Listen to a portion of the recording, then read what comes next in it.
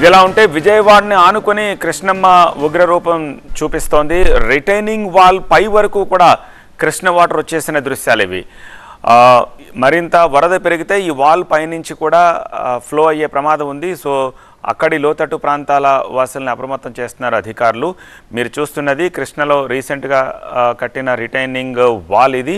ఈ వాల్కి జస్ట్ ఒక అడుగు కూడా లేదు కింద వాటరు, అంత దగ్గరగా ప్రవహిస్తోంది.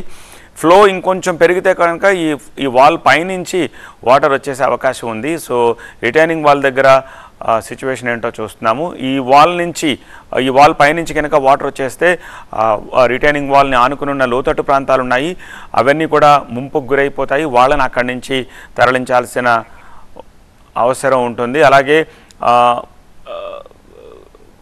బ్యారేజ్కి యువతల కొంత ఒడ్డుని ఆనుకున్న ప్రాంతాలు, అవన్నీ పార్క్గా డెవలప్ చేసిన ప్రాంతాలని చూస్తున్నాము. అక్కడ కూడా మొత్తం వాటర్ వచ్చేసింది. సో కృష్ణకు అటు ఇటు ఇలాంటి పరిస్థితులే కనిపిస్తున్నాయి. ఓవైపు వాగులు వంకలు ఓళ్ల మీద పడి ముంచేస్తుంటే, మరోవైపు ఈ వాటర్ అంతా కూడా కృష్ణలోకి చేరి కృష్ణ ఉధృతంగా ఉగ్రరూపం దాల్చి ప్రవహిస్తున్న దృశ్యాలు విజయవాడ బరాజ్ దగ్గర, అలాగే విజయవాడకి అటు ఇటుగా ఒడ్డున మనం చూస్తున్నాము.